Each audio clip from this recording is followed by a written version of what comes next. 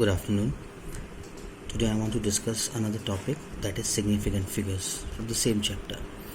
Now this chapter is very small but very important because the same topic will be discussed in class 12th also. Now what is significant figures? Since it is very small, it will take only 2 minutes for me to explain. Now look here. You can see here this is 2.7, this is 27.0, 0.27 and all. Now what you need to know is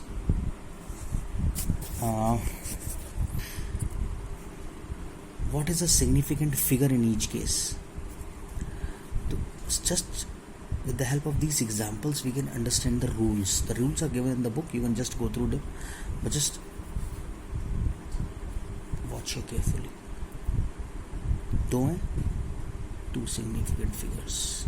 इसका मतलब zero के अलावा कोई भी figure होगा वो significant figure में count होता है. तो ये हो गया 2.72. अब आ गया 27.0. कितना लग रहा है देखने में? 2, पर ये 2 है नहीं, 3 है. जो ज़ीरो फिगर्स के बाद आते हैं और डेसिमल के साथ आते हैं वो कंफर्म्ड ऐड होते हैं सिग्निफिकेंट फिगर्स में. तो ये ज़ीरो बाद में आया एंड फिर डेसिमल आया, तो कंफर्म्ड केस कि ये 3 सिग्निफिकेंट फिगर है.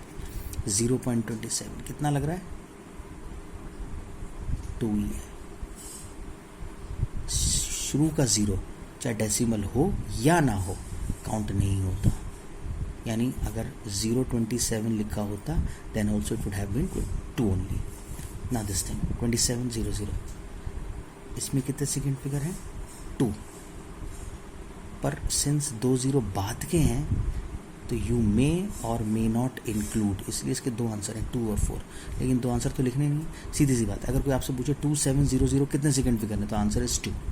But if you are getting it through some calculation, जैसे कि मैं बात करता हूँ 90 इंटू 30, 90 इंटू 30 से आया, कैलकुलेशन के बाद जो सिग्निफिकेंट फिगर आता है तब बाद के ज़ीरो काउंटेबल हो जाते हैं और ये बन जाता है 4.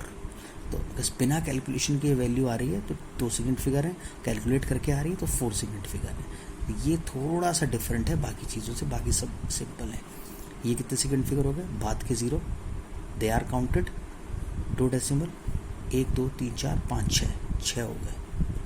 डेसिमल लगने से तो कंफर्म हो गया, ये सब काउंट होगा अब चाहे कैलकुलेट करो या ना करो. तो दिस इज 6. ये कितना है? ज़ीरो लगा हुआ, ये शुरू के ज़ीरो कोई भी हो काउंट नहीं होते 2 सेकंड फिगर्स. ये सारे एग्जाम्पल सारे रूल्स कवर करते हैं.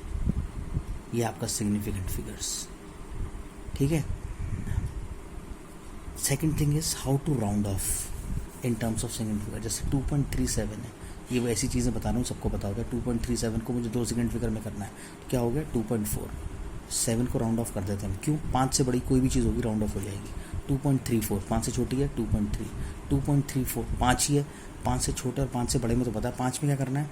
5 में ये देखना है कि जो बगल वाली गिनती है वो इवन है कि ऑड है. If this is odd then it will be rounded off like 2.4. Odd में 1 बढ़ जाता है. 2.25 again 5 but this is even तो it will remain as 2.2 only. खत्म. ये राउंडिंग ऑफ का रूल है.